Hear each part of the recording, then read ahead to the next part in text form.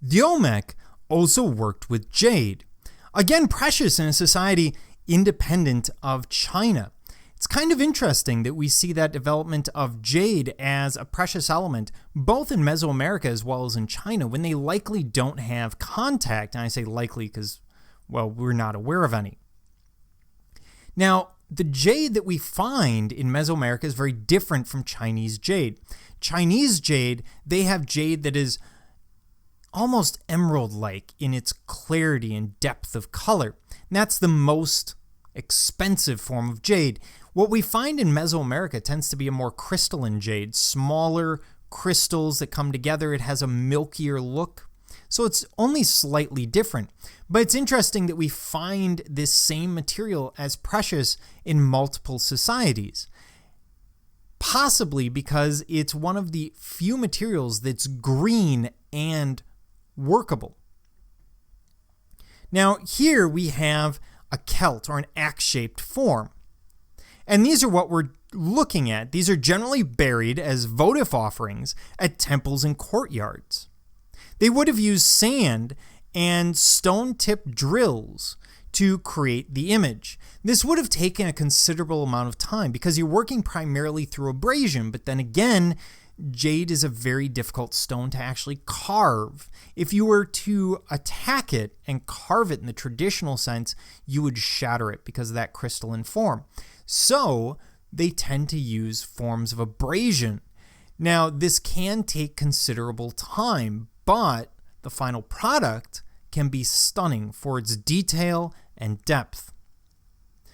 Often, these were formed into babies or anamorphic forms such as weird jaguars.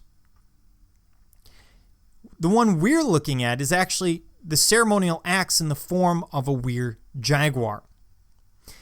Now, these offerings may have also been placed in a location of a historic event, and many show evidence of having been removed and returned.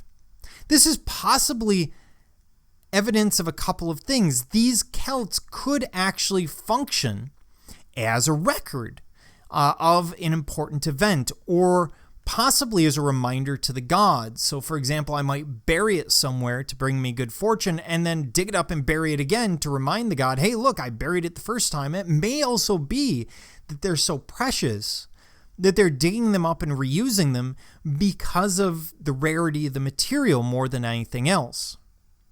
The use of anamorphic figures tends to indicate strengths sought or divinity.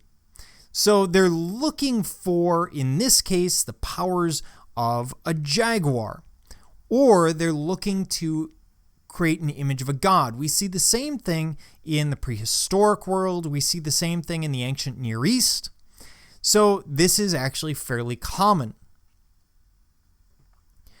It's possible that we're looking at the belief that religious practitioners underwent dangerous transformations to take power from supernatural forces and harness it for good in the community. Basically, shamanism. We could be looking at something tied to shamanism, showing a figure, usually a priest or healing person, who would enter into a hallucinogenic state using any number of different factors and having visions. And we might be seeing depictions from those visions. We could see something happening within those visions. Maybe the shaman gets the power of a specific animal, and we see this here. Either way, we tend to see anamorphic forms tied to religion, either depicting gods or priests. And it's something to keep in mind. And the use of these as a votive offering, as an offering to a god, would also explain why they're using such a precious material and such a difficult material to use.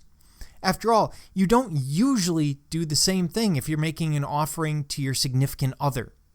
Well, for them, we'll use soapstone or wood, but for the gods, well, in the Mesoamerican world, they're going to use jade. Just like in the West, we use things like ivory and gold and other things that we find particularly rare or particularly precious. Frequently precious because of their rarity, because they come through trade, just like the jade.